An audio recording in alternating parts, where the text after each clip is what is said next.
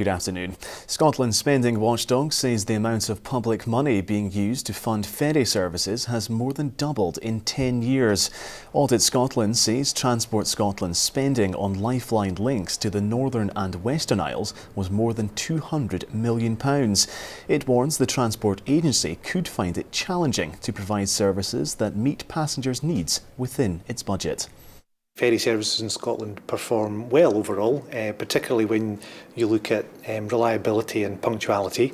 But we also say that there is a need for Transport Scotland to take a longer term view about the future of ferry services in Scotland, and that's why we're recommending the development of a longer term strategy with a better understanding of how much it's going to cost in future. We're of course increasing the subsidy to ferries, £1 billion that's been spent on our ferry services recently. On top of that, of course, the road equivalent tariff, not just in the Western Isles, but we're going to extend it next year to the Northern Isles as well. But where there are learnings from the Audit Scotland report, of course, we'll consider the report carefully and look at the recommendations and see where we can, of course, get best practice. The government has announced that smacking children is set to be banned in Scotland. It will make Scotland the first part of the UK to outlaw physical punishment for children. At the moment, parents can claim a defence of justifiable assault after hitting their child. The Scottish Government said on Wednesday that it intends to back a proposal from Green MSP John Finney to remove that protection. Investigations are continuing into a road crash in the Highlands which left a man dead. The 37-year-old died following a collision between his car and a lorry on the A9 near Aviemore. The crash shortly before 4 o'clock yesterday afternoon closed the road in both directions. Oil and gas jobs are under threat in Aberdeen and Montrose. Staff at BHGE are believed to have been warned their positions are at risk. Most are expected to keep their jobs, but dozens are expected to be lost in the next few months. GE Oil and Gas merged with Baker Hughes in July to create the company in a multi-billion-pound deal.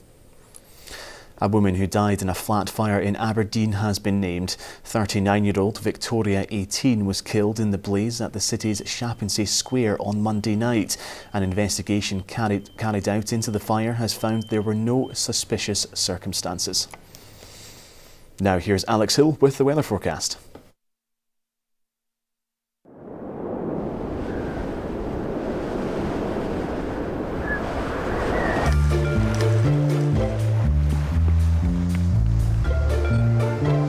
Sponsors STV weather. Hello, well, it's a case of what you got you keep for most of the afternoon. A lot of cloud around, maybe the odd bit of brightness here and there, but nothing dramatic, and some spits and spots of rain too. But it's quite a mild afternoon, 13, 14, you might even see 15 if you get a bit of sun. Through the latter part of the day and into the nighttime period, again, a lot of dry and cloudy weather, but it does tend to thicken up now here to the western side. Some rather brisk amounts of rain come in, mainly across the islands, and another brisk amount going in over Shetland in particular. Very mild night, temperatures perhaps just down into single figures. Tomorrow, a lot of dry weather, best of the brightness in the shelter. TUI sponsors STV weather.